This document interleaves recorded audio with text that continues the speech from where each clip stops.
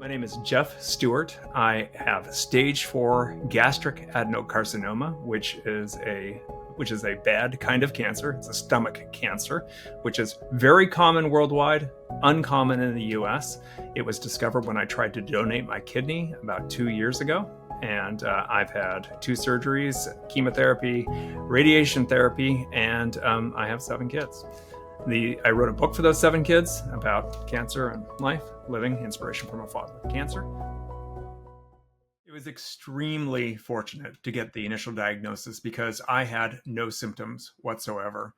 That's unusual for people with stomach cancer because it's the symptoms that finally get them to find out what it is and get it tested.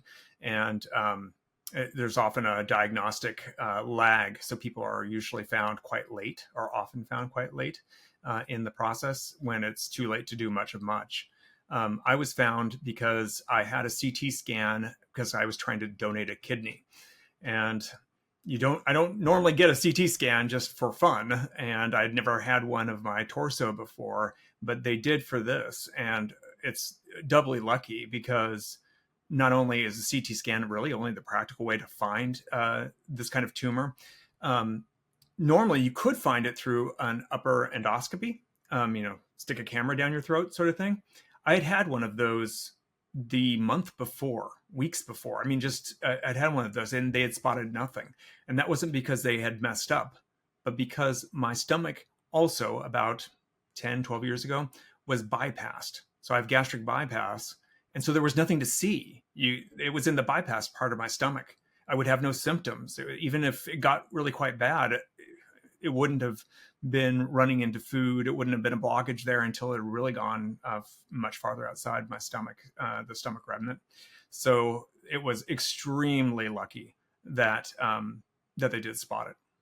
So when I found out that I had cancer, I found out because I looked on my medical charts. So before anybody called me, I could look at first and that's not good because it also found another tumor in my kidney, separate kind of cancer. So, doubly lucky for that.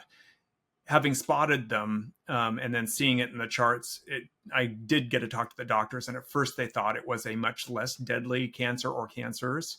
They thought that they were cancers that would be easily cured through surgery. They turned out not to be, or one did, but the other one did not. The one that they thought was a relatively treatable intestinal tumor turned out to be a quite lethal stomach cancer. So that's my diagnosis: gastric adenocarcinoma with an FGFR2 mutation. The original stomach tumor that they saw, and they also removed at the same time that they removed the kidney cancer. At that point, the thought was, I might not even need any more treatment. Surgery was supposed to be enough. Maybe I would need a targeted therapy that is well known to have a very high cure rate, because it was a different kind of cancer. When they first thought what I had was an intestinal tumor, not a stomach tumor. As part of the surgery, once they noticed that the tumor was more extensive than they thought and touching on the stomach, they're like, you know what, let's just take this all out.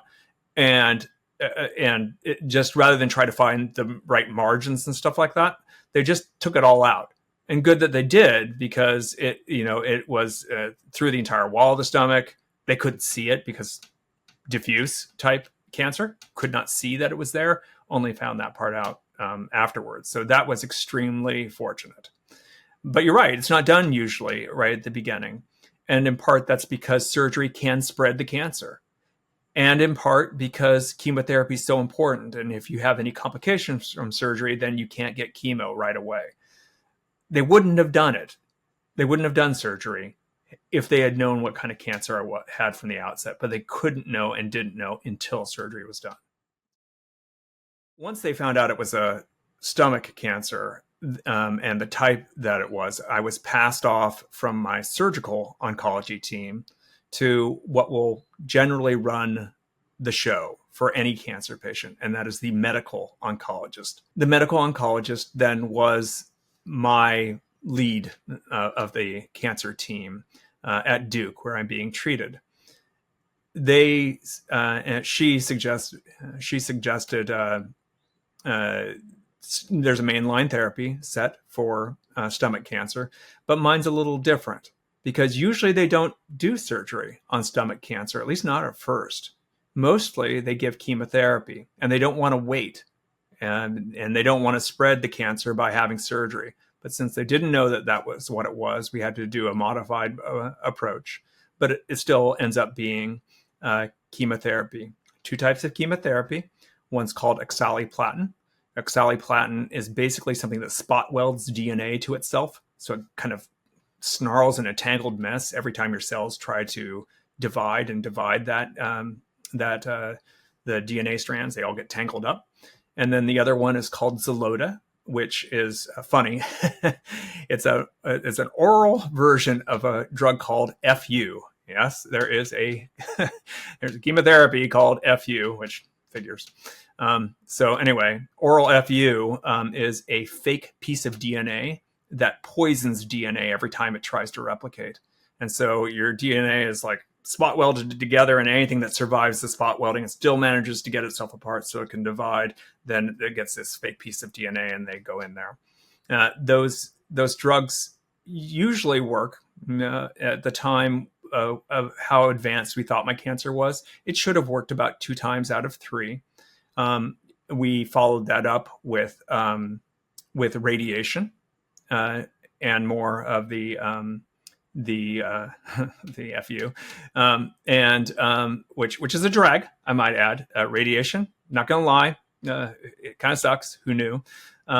Makes you very, very tired, and it also makes it likelier that that I will have more problems with my intestines.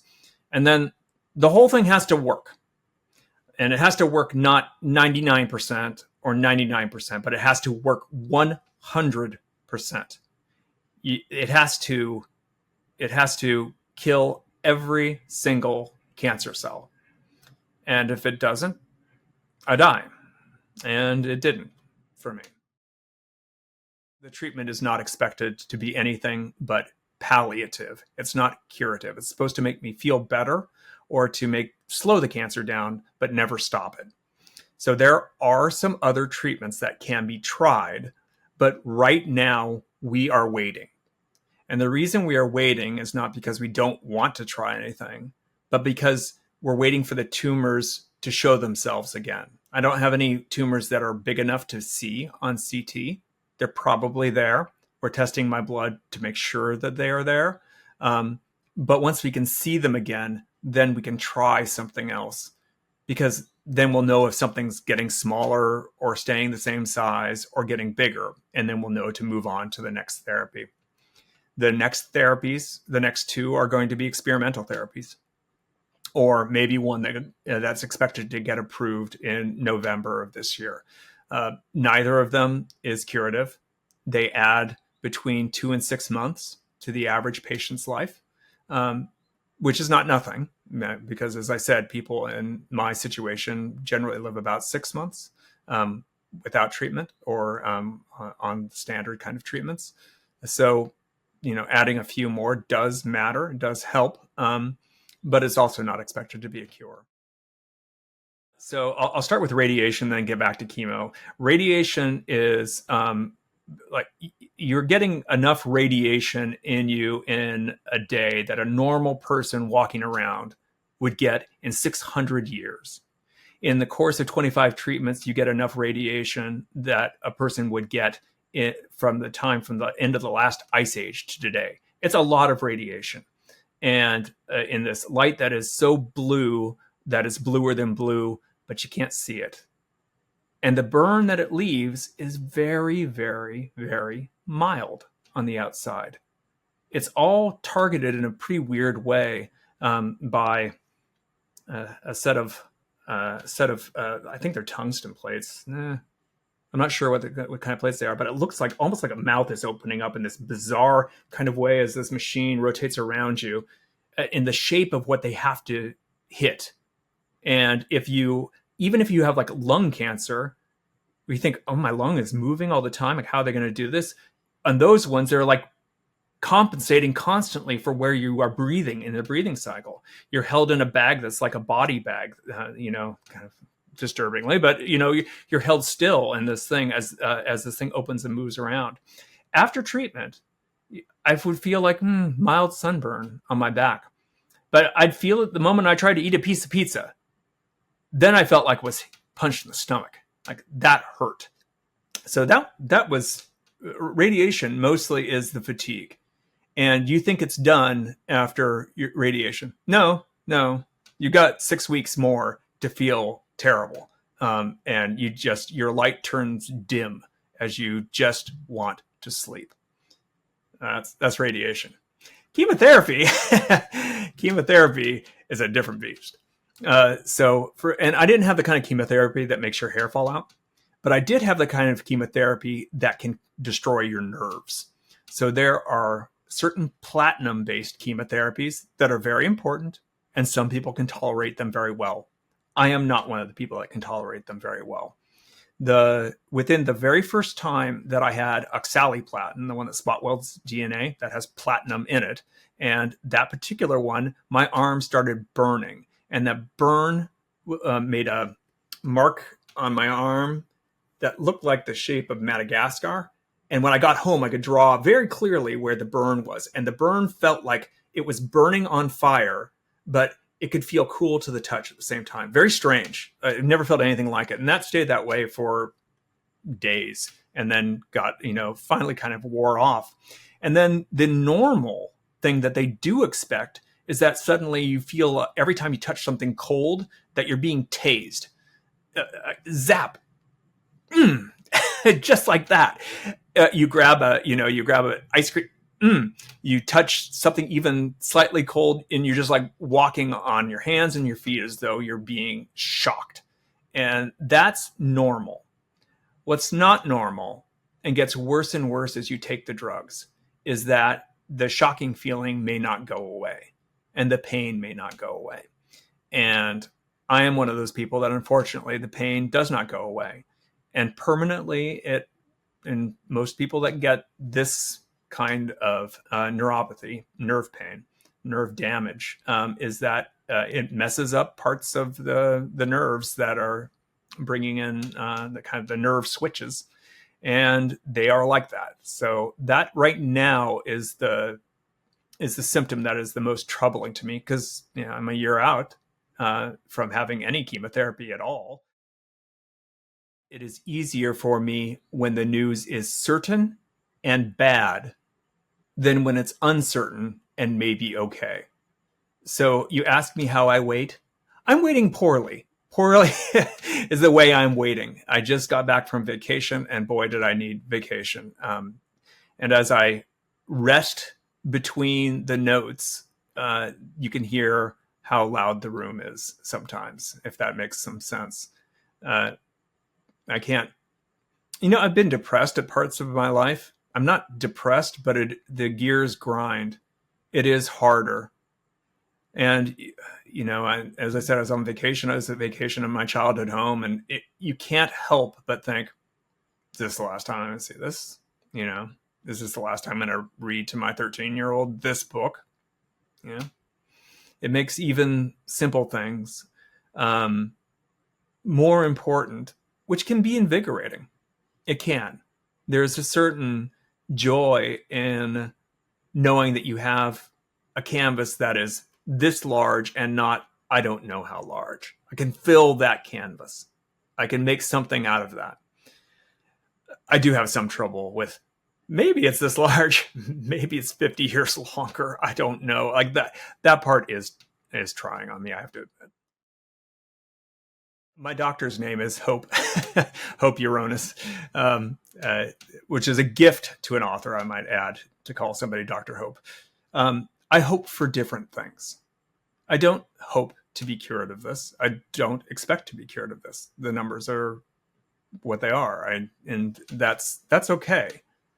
I hope for the time to, and am so grateful for the time that I've had to be able to do things that I hope matter, that I hope not to be in horrific pain.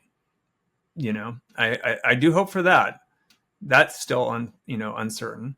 I hope that I hope that my family, 7 kids, they gotta. I hope that the pain of my death, when it comes, will not be too devastating for them and for my wife or my parents, or my sisters. I mean, those parts I do hope for, but I don't hope for a cure. I because nothing in the pipeline is close. There we go. There it is. It's got this part won't be there. That's the one that says not for resale because it's it's an author copy. The cover made by Rose Green, and then Daniel Bourdain doing the lettering, etc. I think we're probably gonna have to move this one up a bit. Let me see on your side. As part of my book, Living Inspiration from a Father with Cancer, I tried to put all my best advice for my kids in it, so that they would have it after I'm gone. So I wouldn't have to think, oh my gosh, what should I do? What if I left this unsaid? And inspiration, the last one that in the book is kindness is all that matters. It's nice to be smart. It's nice to be wealthy. It's nice to be strong. It's nice to be brave. But if we are not kind, nothing else matters.